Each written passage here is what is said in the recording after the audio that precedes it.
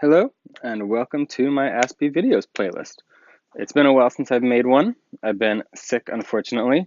Haven't been in the mood to sit in front of a camera and talk to it, but I'm back. And today I'm going to talk about identity-first versus person-first language. It's something that has gone around the autism Facebook groups and Twitter feeds that I have seen. I'm going to start off right away by saying most autistic people prefer identity first, and I'm going to explain the difference between them right now. Person first simply means you put the person first. You'll say person with autism. Identity first flips that around and says autistic person. It attributes the identity to the person instead of a person having a condition.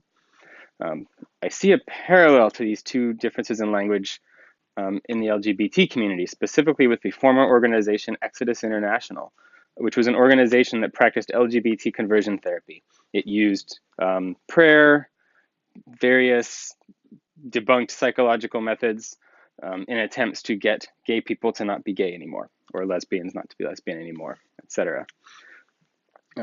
This therapy, quote unquote therapy, hurt many individuals and left a lot of people hurting. Still to this day, people have PTSD because of what they went through in these therapies. Exodus practices definitely focused on using person-first language. Their literature specifically said, don't say gay person, say person with same-sex attractions. They would often throw in the word unwanted.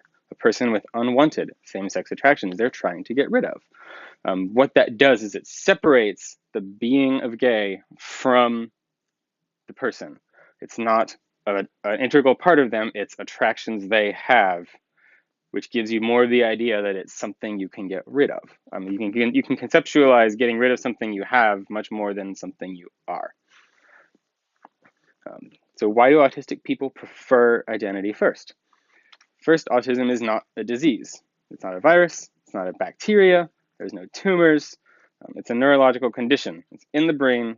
You're born with it, as best we know. Jury's still out on a lot of that. You can't cure it. It can be treated through therapies. It can be managed, but you can't take a pill and make it go away. You can't take a shot and make it go away. Thus, it is integral to the identity of autistic people. As the Autism Self-Advocacy Network says, it is impossible to affirm the value and worth of an autistic person without recognizing his or her identity as an autistic person. Referring to me as a person with autism demeans who I am because it denies who I am. Language is powerful. The words we use really matter, and they influence the ideas we have. When the LGBT community was struggling for the right to marry people of the same gender, there was a broad push in the community. In community centers, media trainings, I went to several things. Everyone said the same thing. Use the phrase marriage equality. When you talk to your straight friends, your friends that are out of town that aren't necessarily on our side yet, use the term marriage equality. If you say gay marriage, it sounds like we're trying to create a new thing that hasn't existed before.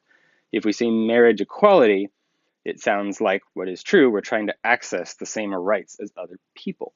So when you say a person with autism, it reduces the condition to some unfortunate affliction to be suffered, as a burden to be carried. So you're affirming the value of the person there, but you're separating the autism from that value. Autistic person validates the identity and worth of autistic people. We can accept that person's life as an autistic as being unique and different from non-autistic people. But whatever your position, at the end of the day, we still have to talk to each other.